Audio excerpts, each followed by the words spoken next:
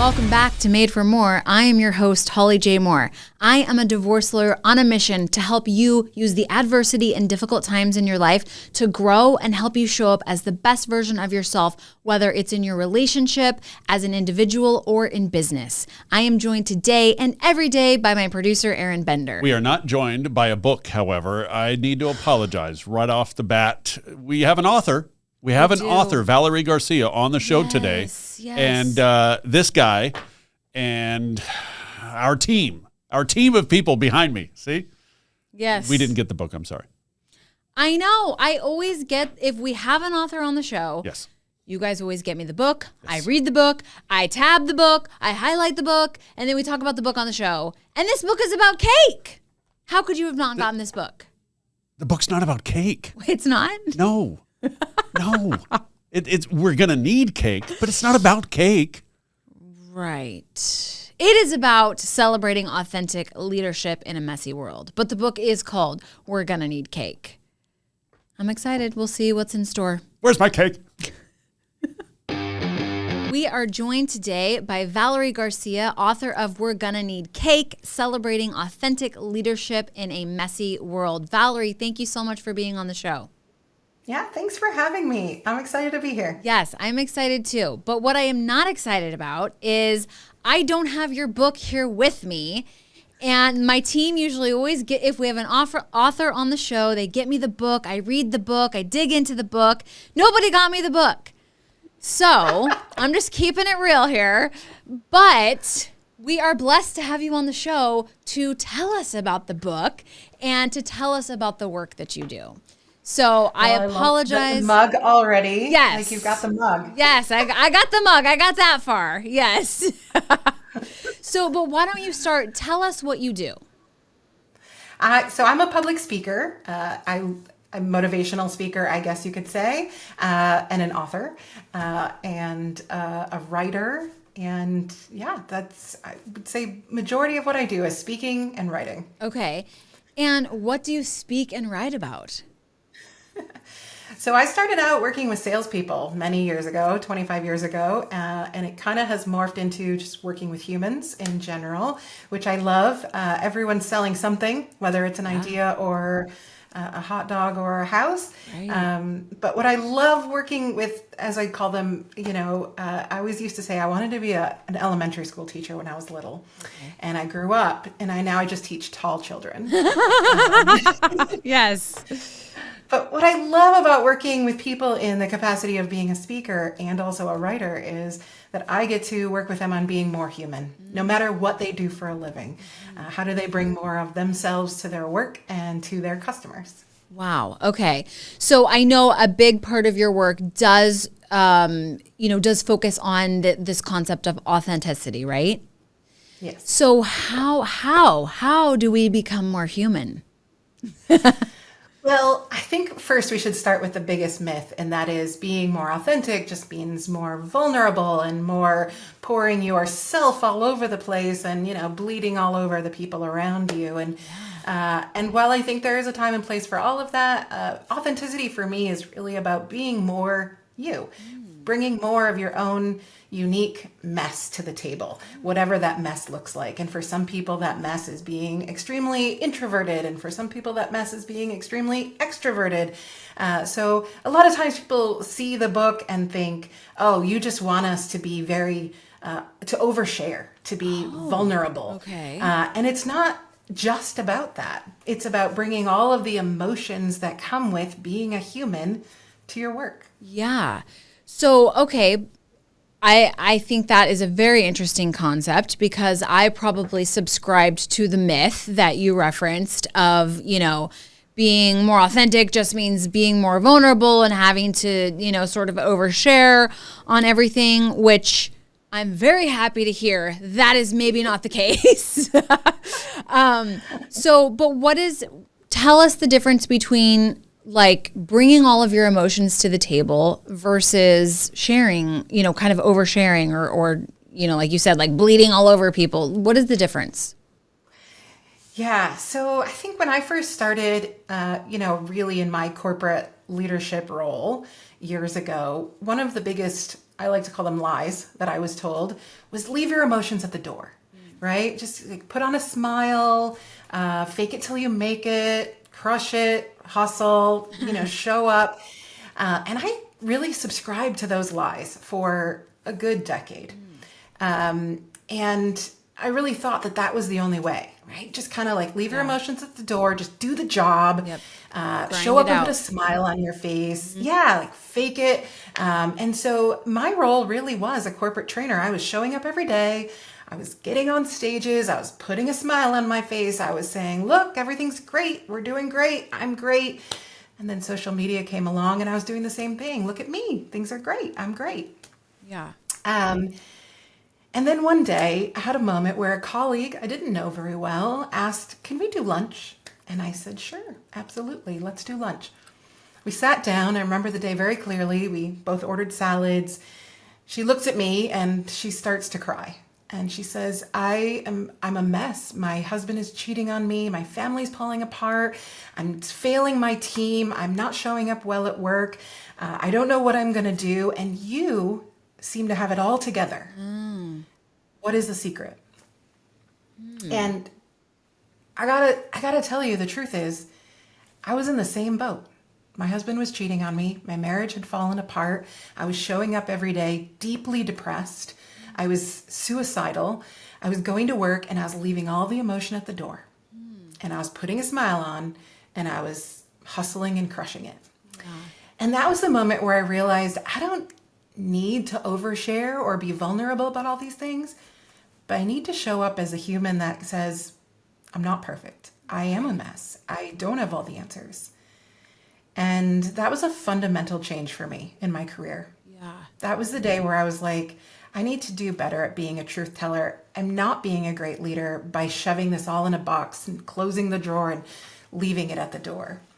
And things changed pretty dramatically. I didn't start dumping my problems on everyone, but I started saying, I don't have it all together. Right. I am struggling. I don't have all the answers. And amazing things happened.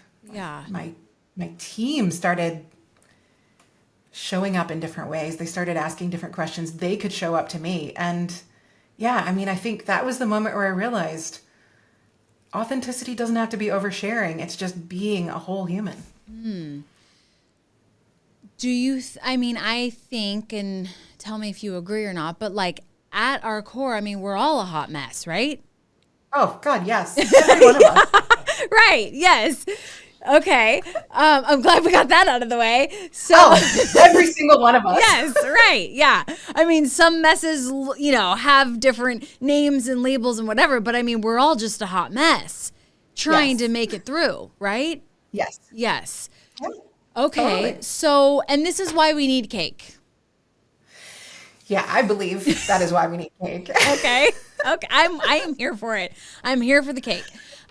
So how, this is kind of, I think, one of those things where it's like, yes, I agree. This sounds great. But like, how do we actually go about showing up as the truth of ourselves or our whole selves or, being authentic in that way?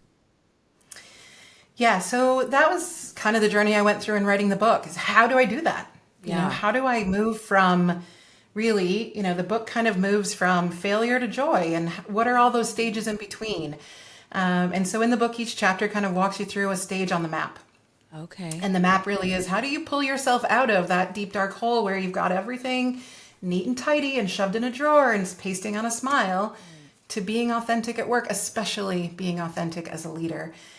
And one thing that I found is that every step of the way, we have complex emotions. Yes. We have fear, we have ego, we have frustration, we have anger, we have curiosity. And instead of shoving our emotions in a drawer or leaving them at the door, what if we brought those emotions to the daylight in every one of those stages and said, how do we celebrate them instead? And that's really where cake comes in. The idea of, hey, you know what? If we're going to be messy, let's celebrate it. Okay, so we're Let's not figure emotional out- eating. We're not eating our negative emotions. We're eating our positive emotions. We're celebrating. Well, we should eat all the emotions, in my opinion. But I just, I have this feeling of like when things are bad, we're going to need cake. And when things are great, we're going to need cake. And why not celebrate both? And I think at work, we tend to celebrate only the good things. But what about the hard things? Why do we not celebrate failure? Yeah. Why do we not celebrate the opportunity to grow and learn through fear? Why do we not celebrate getting righteously angry at things that should piss us off? Right? Yeah. And I think, finding the thing to celebrate in all of those emotions was really kind of the fun journey in writing this book, was that every one of those emotions actually serves us. Right. Fear serves us. It moves us forward. It creates momentum. It creates a sense of urgency. Curiosity is one of the greatest emotions that we can have in our work and as leaders. And so often we tend to suppress that because that means we might take a risk or do something different. Right. And that might lead to judgment or, that fear of, are we as good as somebody else around us? Right. Are we as good as the hot mess next door? Exactly. Is our mess messier? Yeah, and there's an entire chapter on comparison because that is naturally where we go when we start being brave. Right. We put ourselves out there and then all of a sudden it's like, oh, we look around and, oh, she's not doing it like this. And does that mean I'm like, and she's better and I'm not, and could I be? And we start spiraling into all of that. Mm-hmm. Yeah. So how do you balance, particularly like, okay, so in leadership, maybe it's a little bit more, I don't even know if this is right to say, but like acceptable to show up as the whole person because maybe you're the boss. But for people on your team, as a leader myself, like the first place my head goes to is like, oh my gosh, it scares me to have everybody show up as their whole person. Then we're going to have an even bigger hot mess, So how do you kind of balance the need for productivity and actually like there is work that has to get done? There are some like functional realities to the equation, right? How do you balance that? Yeah, the idea is not, hey, we want everybody at work to show up, just basically like falling all over the floor, messy all the time. Right. No, but we want to use that mess in productive ways to encourage people to ask questions, to encourage people to embrace curiosity, to encourage people to say, I made a mistake, or I don't know everything, or I need help, to encourage people to say, I might need help with this because I've never done this before. Yeah. And one of the things I found in leadership, particularly with women, is that we tend to, as one of the people I interviewed in the book say, armor up and schedule up. I will just, I'll put everybody on my calendar. I'll say yes to everybody. I'll pretend everything's great. I won't ever admit that I need help because I don't want people to judge me and say, she doesn't know what she's doing. Right. Yeah. And authenticity really in that situation is being brave enough and being willing enough to model. I don't know the answer. Yeah. I can't possibly mentor everyone. Right. I can't possibly lean in anymore today. I have to say no. Right. Yeah. Right? And we have to be able to have boundaries around time and emotion, but also modeling that for our team. If we allow ourselves to be that kind of messy, guess what they get to do? Right. The same thing. Yeah. Set those same boundaries or the boundaries that work for them or that they need. Yeah. Yeah. Okay. Like I was talking to somebody the other day and she was saying, and she's a leader of hundreds of people that she manages remotely. So difficult position. And she was saying, we get on these Zoom calls and it gets really tense. And then we have people that are sort of like infighting. And then I get somebody who's really combative about these topics. And I said, you have the ability to say, we're going to end this conversation if we're not going to have a civil conversation. If you can't approach this in a civil tone, like we're not going to continue the conversation. And she said, I can do that. And I was like, oh, honey, like you are in a C-suite. Like, yes, you can. And she said, no one's really ever told me that I can do that before. I've never thought to give myself permission to have that boundary. Interesting. And I was like, yes, like this is the mess that we should be that we should be allowing ourselves to say, no, there's a boundary here. Right. Yeah. This is where we get to protect, where we are, but also model for our team that no, we don't, that's not how we behave. Right. And I think so often we just try and make everything pretty. Yes. And neat and tidy and not rock the boat. Right. So do you think the way people sort of navigate this issue is different based on gender? Oh, I think the way we navigate everything is different based on gender. Right. Yeah. I mean, that's a whole other podcast. That is a whole other show. Yes. Yes. Yeah. I mean, I think, there's so many places in these emotional journeys where we do approach it differently. I mean, anger is a great one. Mm-hmm. Like the whole concept of the angry woman is a thing, right? Yeah. And we think, God, I can't get angry. I can't get passionate. People are going to go, whoa. Yeah. And there are instances, especially in leadership, where we should get angry. Mm-hmm. We should say, that's absolutely not right. That's not how we treat people. That is not how we behave. Those are not our values. Yeah. And that kind of anger is super healthy. It allows us to set boundaries. It allows us to move forward. Right. And I think a lot of times as women, we try to avoid those big emotions. Right. But absolutely. Do you think the issue of, sort of being willing or able to show up as your authentic self, do you think that exists for both men and women, or do you think that's more of a woman thing? No, I think it's both. And that's so funny because as I was writing the book, working with my editor and my publisher, they were saying, oh, this is very much a female book. Like women are going to really relate to this. And it's so interesting. In the week since it's come out, the most emotional, private messages that I've received are all from men. And they're all from men in very senior levels of leadership at some of the biggest brands. And they're the ones saying, I don't feel like I can show up messy, or I don't show up messy, or I don't show my emotions. Right. Yeah. And I just think it's really beautiful that it's actually resonating with both, where women might be hesitant to show emotions because of stereotypes, and men are hesitant because of different stereotypes. Totally. Yeah. I mean, I can definitely see that. I was having a conversation with someone yesterday about the protective nature of males, and like we as women, we want our men to sort of like have it all together and lead and, be all those things. So I could very much see how this would resonate with men. But yeah, I mean, like you said, I'm sure they navigate it differently, and maybe they're experiencing different emotions around it, or maybe they're more prone to sort of cover different emotions than women. They probably feel more comfortable getting angry, whereas a woman, we probably feel more comfortable getting sad or something like that. But at its core, it's kind of the same issue. Yeah, absolutely. And one of the things I learned when diving into failure is that failure is actually grief. Failure at its core is just grief for something that didn't happen, or that you wanted to happen, that you were hoping would happen. And yet, we look at failure as a bad thing. Yeah. But when somebody in our workplace is grieving, we give them space and grace and understanding. But when people, perceivably fail at something, we go, shake it off, get back to work, fix it.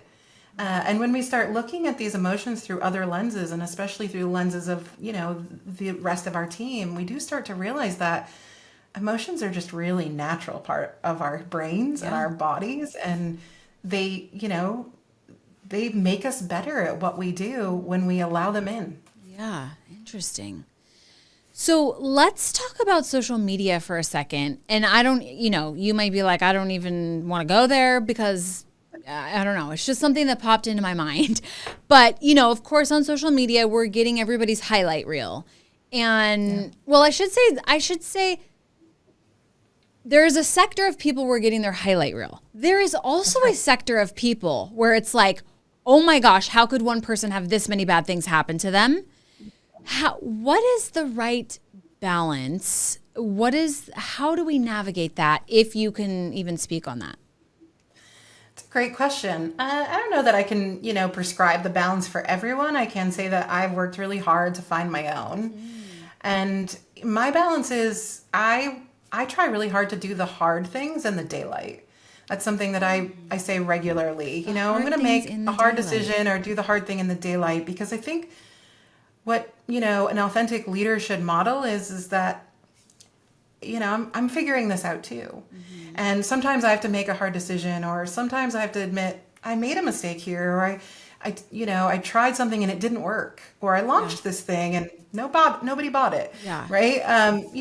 We have those moments. Right. And so for me, it's, I think the thing that really helped me is Brene Brown once said that you have to speak from the scar, not from the wound. And I loved that, because that idea of, if the reaction of the audience is going to impact your healing, it's too soon. But if you are to the point where you've already learned the lesson from that wound, and you have the scar, and you've moved to the part where you're healed, that's when now that becomes a lesson you can share with others. And I really kind of live with that as my mantra when it comes to sharing. Yeah. There have been lots of times where I didn't share the super hard things because I was open wound. Yeah, you're still in it. And and honestly, other people's opinions were going to just harm me more than heal me. Yes. But when I got to the place where I was healed enough to say, that was hard, this is what I've learned, this is how I'm getting through it, sharing that was really helpful for me and others. Right. So I think when it comes to social media, that's always my best advice, is speak from the scar, not from the wound. I love that. So I want to go back a little bit to what you said about what you said, do the hard things in the daylight. Does that mean, because I think you talked about like making the hard decisions and things like that. Does that mean like you make the hard decisions sort of in, if you're a leader, like you would make them in front of the team so that the team would really see you sort of grappling with this decision? Yeah, I think there are times when that applies. And, not always and not across the board. I think always and everyone is never terms that I try and use. True, yes. Yeah. But I think, when you see someone doing the hard things in the daylight, and when you see someone saying, this isn't a decision that we were hoping to make at this stage in the launch, or this isn't something that we were hoping to have to, do, and yet here we are and we need to figure it out.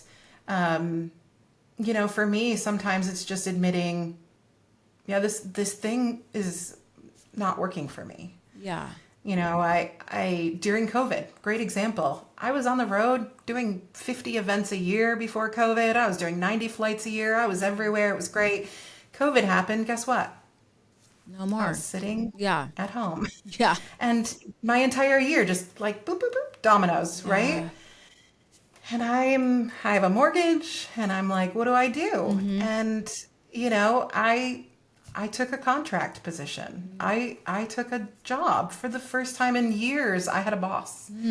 And at the end of sort of that term, when that wasn't a permanent thing and that didn't really work out, and that wasn't something that was going to be a long-term thing, I sort of was publicly like, hey, I was really thankful for this opportunity, but it's not what I hoped. It's not what I wanted. And so, we're parting ways. And it wasn't a situation where I'm like pulling my guts out and saying, hey, I'm struggling. But it was, hey, you know what? You might also be in a situation where something's not working for you. Yeah. And one thing I've learned from this is don't stick with a mistake just because you spent a long time making it. Yes. Huh. Yeah, I saw something the other day that said if you're on a train going the wrong way, the sooner you get off, the better. Because the longer you're on it, the more expensive the return trip will be. Yes. Yeah. Yes. And such good advice. Yeah. Yeah. So is there like a line? So I'm just, in this conversation, I'm just thinking about, okay, in my role as the leader of a law firm, with a team of, 20, 25 people, I have no issues when I make a mistake, and I'm very happy to share when I make a mistake because we all make mistakes. And I feel like when they see my mistakes, they are more free to take responsibility for their mistakes. And so I'm a huge proponent of that. However, I definitely try to protect them from things that I am grappling with because I don't want to make them feel insecure about anything. You know, like I want them to feel very secure working here and with the leadership of the firm, and their job is secure. So I do have this sort of element where I try to protect the team from certain things, not to diminish their role at all, but it's a lot like a parent-child relationship where there are certain things that, you know, mom and dad talk about. The kids don't need to worry about that, you know? Right. So do you believe that there's a point where it's like, yeah, let's show up as our whole self, but like not all of ourselves, you know, like, is there a line where you're like, okay, leadership should protect the team from certain things? You know, it's funny. This is the number one question that I get about this book is, okay, Val, I'm with you, but like, where's the line? Right. Like, where do I, and, you know, I think everyone needs to sort of, like, when you hit that point. I think it's different for everybody. I think there is a real difference between oversharing and vulnerability. I think, you know, again, coming back to that, if you are, you know, giving your audience a gift versus a burden, if you are giving them something that is teaching them a lesson and pointing them in the right direction versus giving them something that now they feel they have to solve for you. Right. A gift versus a burden. I love that. And I think that's really, you know, that's the closest I can come to kind of prescribing where that line is. Yeah.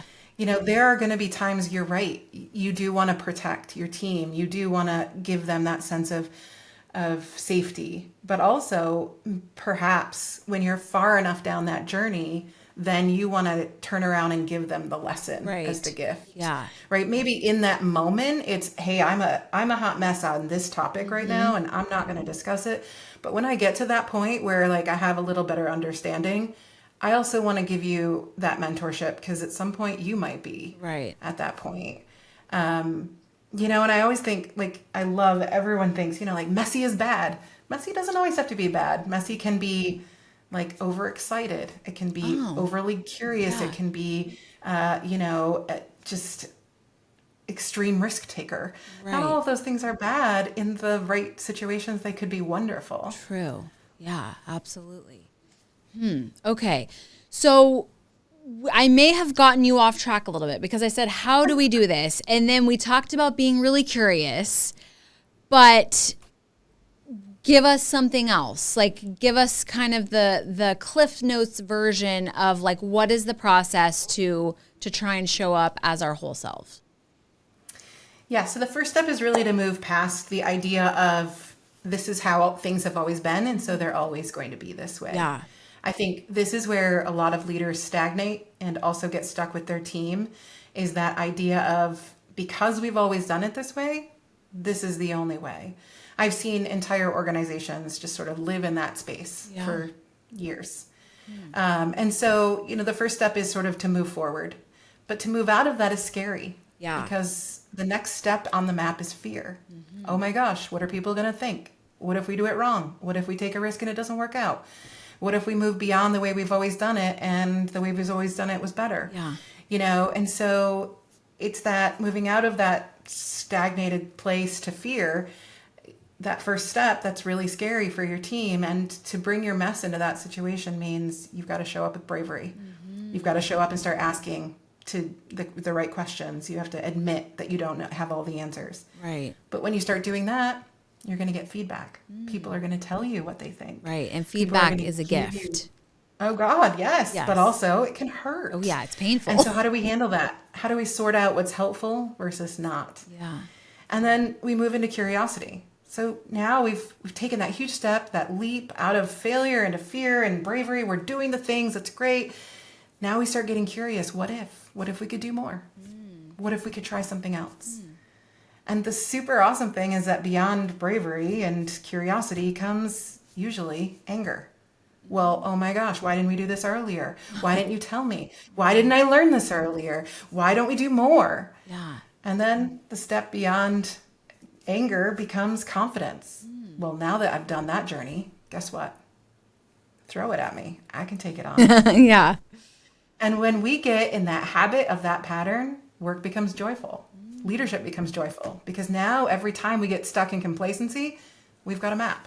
Right. We've got, get brave, do the thing, ask the questions, take the feedback, get really angry that propels you forward to do it more and better the next time.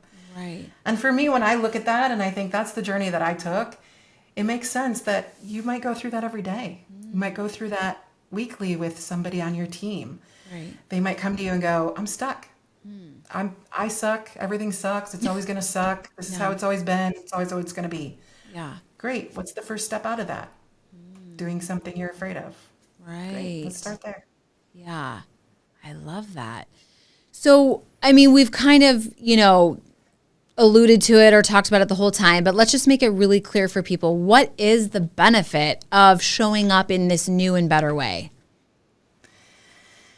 I think it makes you freer. It makes you happier. It gives you, it gives you the ability to be, it gives you the ability to be messy. It gives you the ability to say, look, I don't have the answers and I'm just showing up like everyone else with questions and curiosity and confidence and also a little bit of imposter syndrome thrown in and a little comparison spiral for good measure. Yeah. I think, it's like a whole cocktail of stuff. I think the benefit of it is that people look at you and go, God, yeah, I get it. I'm right there with you. Yeah. Instead of sitting down across the salad and going, well, you seem perfect. What's your answer? Yes. Yeah. Because the response to that feels like, God, well, I can't be a very great leader if everyone just thinks everything's perfect. Right. Yeah. Yeah. And so I guess we'll just bring it on home full circle here. I mean, it's just being more human, right? That's right. Yeah. That's and right. I think when we're all just a little bit more human, like we connect better. Yeah, absolutely. Yeah. And we're happier. And you're happier. Yes. And who doesn't want that? Well, I mean, we spend a lot of time at work. We should be happy there. Yes, we should. Yeah, absolutely. Well, this is great. I didn't have your book before, but I am definitely going to get your book after, and I'm going to still read it. And we will make sure to tell everybody how to get your book and, to reach out to you if they would like to work with you. We'll put all of that in the show notes. And Valerie, thank you so much for being here today. Oh, thanks for having me. It's always fun to have a conversation about being messy. It is, because we're all so messy. That's right. Thank you so much. I've got just a little bit more to say. We talk a lot about showing up as the best version of yourself, but today's episode was a great reminder that the best version of yourself isn't necessarily perfect. It's flawed, it's messy, and that is absolutely okay. It takes bravery and courage to show up as the real version of yourself. It might be the best version of yourself, but it's not the perfect version, and that's okay. You were made for more.